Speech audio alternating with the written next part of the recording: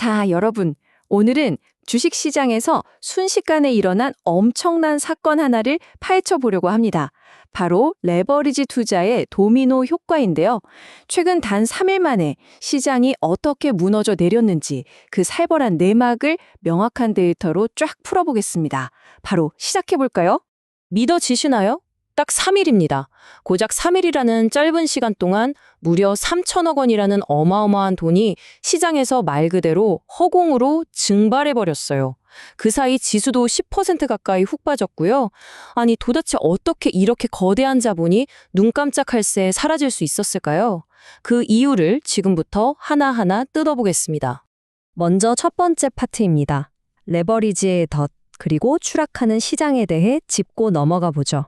시장이 발칵 뒤집히기 직전 상황을 한번 볼까요? 당시 사람들이 증권사에서 빚을 내서 주식을 사는 이른바 신용거래 용자 잔고가 자그마치 36조 2천억 원이었습니다. 와, 사상 최고치였죠. 한마디로 주식시장 전체가 빚으로 쌓아 올린 거대한 화약고나 다름없었어요. 진짜 아주 작은 불꽃 하나만 튀어도 퐁 하고 터질 준비가 되어 있었던 겁니다. 흐름을 한번 쭉 따라가 볼까요? 코스피가 8,000선이라는 고점을 딱 터치하고 나서 분위기가 정말 싸늘하게 급반전됩니다. 20일까지 순식간에 시장이 10%나 미끄러져 내려갔거든요. 이게 무슨 의미냐고요? 방금 말씀드린 그 불꽃이 바로 이 갑작스러운 급락이었습니다. 잔뜩 쌓여있던 레버리지라는 폭탄의 방아쇠를 아주 무자비하게 당겨버린 촉매제가 된 거죠. 자, 그럼 두 번째 파트로 넘어가 보겠습니다. 반대 매매의 진실. 맞은 콜의 작동 원리입니다. 여기서 우리가 진짜 주목해야 할 건요. 바로 이 반대 매매라는 시스템이 어떻게 돌아가느냐입니다. 본질만 딱 말씀드리면 통제권 상실이에요. 내가 증권사에서 돈을 빌렸는데 기한 내에 못 갚는다? 그러면 증권사는 내 허락 같은 거 안 받습니다. 자금을 회수하려고 내 주식을 그냥 강제로 팔아버리는 거예요. 피도 눈물도 없이 시스템에 의해 작동하는 무자비한 청산 과정인 셈이죠. 이 재앙의 시퀀스가 어떻게 진행되는지 3단계로 나눠서 볼까요? 첫 번째, 수익 좀 내보겠다고 초단기 미수거래로 자금을 쫙 당겼습니다.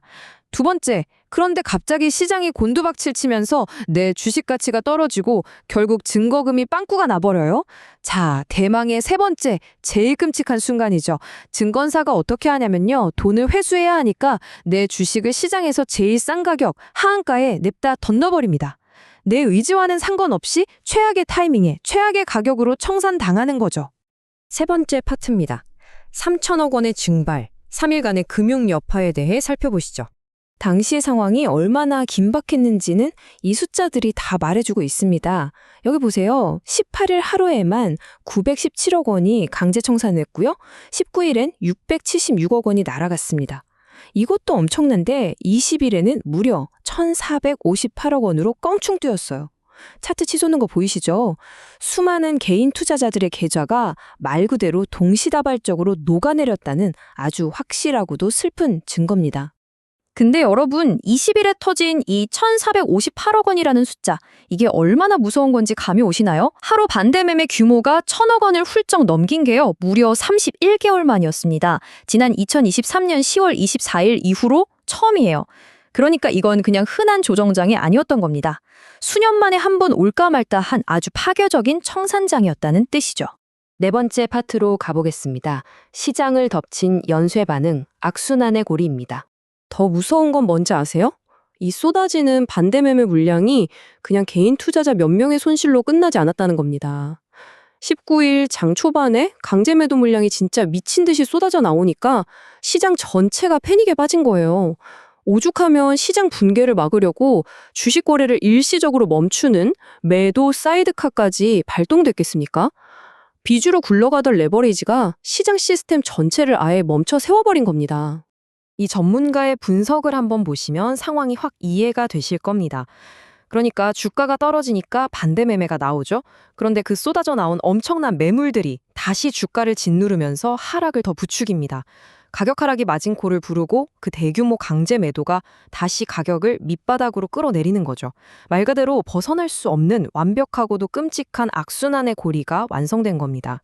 자, 이제 마지막 5번째 파트입니다. 변동성 장세를 위한 경고 그리고 위기 대처법을 정리해 보겠습니다. 자, 이 두 가지 경우를 한번 뼈저리게 비교해 볼게요. 만약 오로지 내 돈으로만 투자를 했다면요. 시장이 아무리 무섭게 곤두박질을 쳐도 일단 주식을 들고 버티면서 다시 반등할 때까지 기다릴 수 있는 시간이란 게 있습니다. 그런데 미수거래, 즉 레버리지를 썼다면 상황은 완전히 달라져요.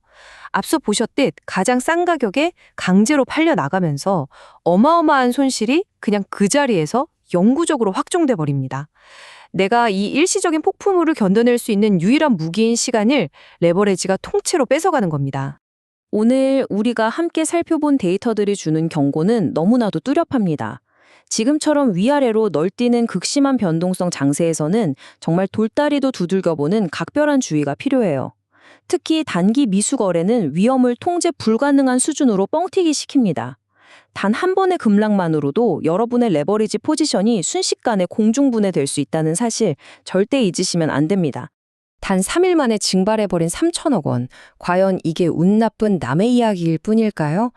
화려하게 올라가는 상승장 뒤에는 언제나 이렇게 날카로운 레버리지의 이빨이 숨어 있습니다. 오늘 이 분석을 보시면서 스스로에게 꼭 이 질문을 던져보셨으면 좋겠어요. 예상치 못한 하락장이 내일 당장 찾아온다면 나의 레버리지는 과연 진정으로 안전할까? 깊이 한번 고민해 보시길 바라면서 오늘 이슈 분석은 여기서 마치겠습니다. 끝까지 함께 해주셔서 감사합니다.